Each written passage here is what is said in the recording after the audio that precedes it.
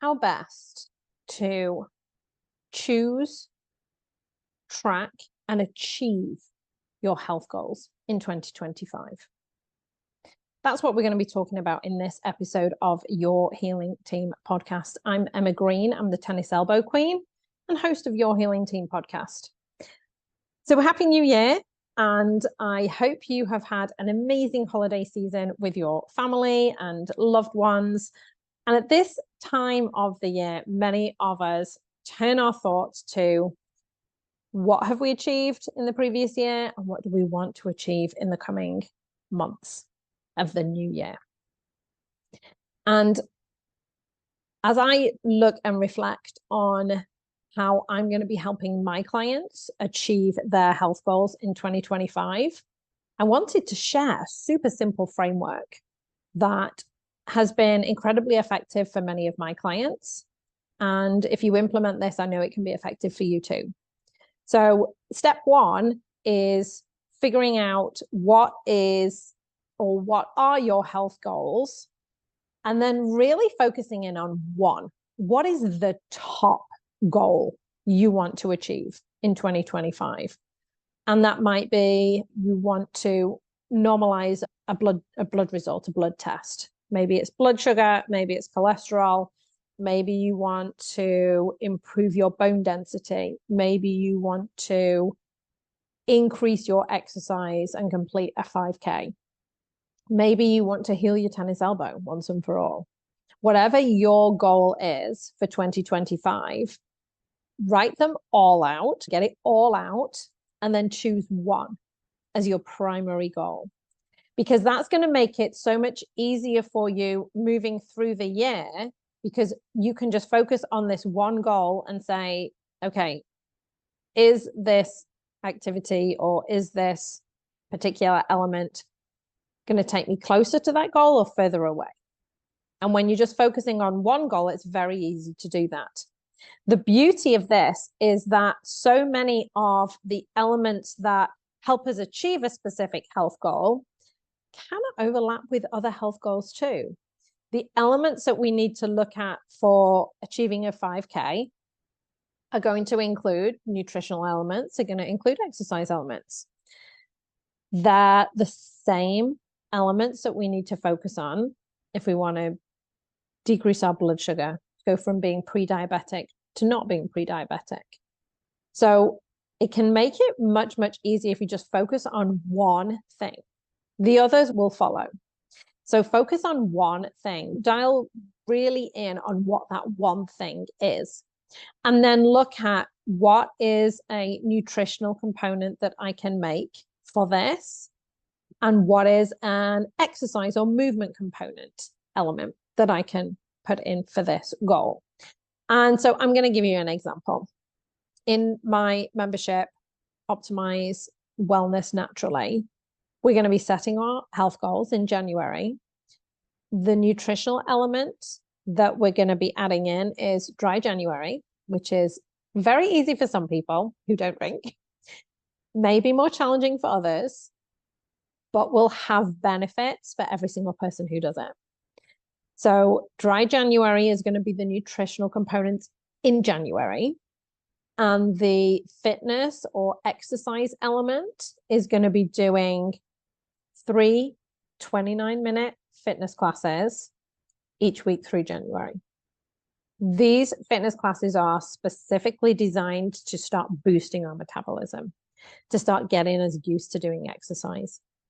And so you can see, really irrelevant of what each individual person's health goal is, the nutritional component and the exercise component, they can be the same for everybody, even if people are working on different goals. Well, then how are we going to track that? Within the membership, we have a workbook that helps you choose your goals and decide on which goals you are going to be focusing on. And there are trackers within the workbook. So there's a daily checklist that you can work through and check off each day that you achieve dry January. And there's a checklist for the 3 times a week that you're going to do your 29-minute fitness exercise class. And so that it's very clear to see, did you achieve it? Yes or no. You can track this, you can put this up on your fridge and you can check off the days. Something like that can be very helpful. This is also something that a lot of athletes use when they are building up to do a 5K, a 10K, a half marathon, a marathon, whatever it is. You can find a training program, print it out, pop it up on your fridge, and then you can check off the training sessions that you do before you then complete that race. And again, it's very easy to see, did you do it or not? And that is something that we're going to be doing in the membership. We're also going to be using different forms of trackers as well as we go through the year. We're going to be exploring different wearable tracking devices, different ways of tracking nutritional components as well as exercise components.